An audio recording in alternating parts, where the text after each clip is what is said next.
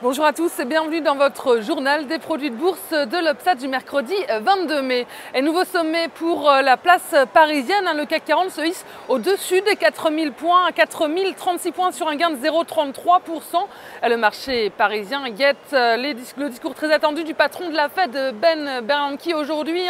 Bon, si on regarde sur le front des valeurs, on voit que le secteur bancaire finit en ordre dispersé. Crédit Agricole lâche 1,44%.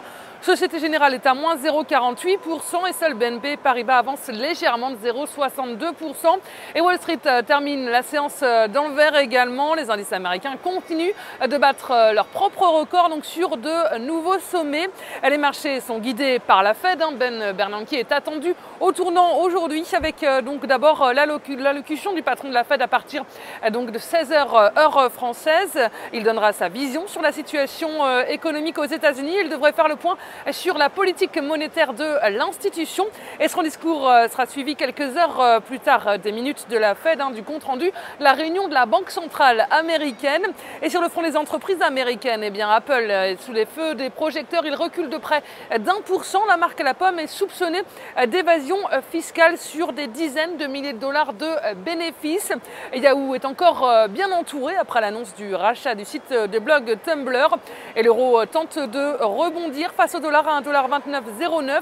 Le couple euro-devise est suspendu aux annonces de Ben Bernanke. Et les volumes sont en hausse sur le marché des produits de bourse avec 23,9 millions d'euros échangés donc dans une séance de hausse. Et concernant la répartition par type de produit, les certificats sont en hausse à 86%, les échanges des varants sont à 14%. Et du côté des transactions, les certificats représentent 73% des échanges, les varants 27%. Et la répartition par sous-jacent nous indique que les indices sont en hausse avec 28% du marché. Les actions, en revanche, sont en baisse à 70%. Et la répartition des transactions sur les varants nous montre que les indices sont à 22% des échanges, les actions sont à 75%. Le taux de change est à 1% et les autres varants sont à 2%. Et on s'intéresse aujourd'hui au groupe énergétique Schneider Electric.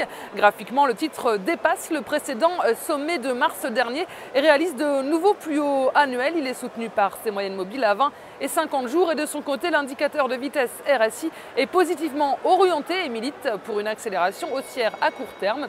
Ainsi, tant que le support reste à 58 €, une poursuite de la progression vers 65 € puis 69 € est attendue. Et la stratégie qui vous est proposée pour jouer cette valeur, c'est l'achat du Warrant Call Schneider Electric à 4882 T d'Unicredit au prix d'exercice de 65 € et d'échéance au 6 décembre 2013.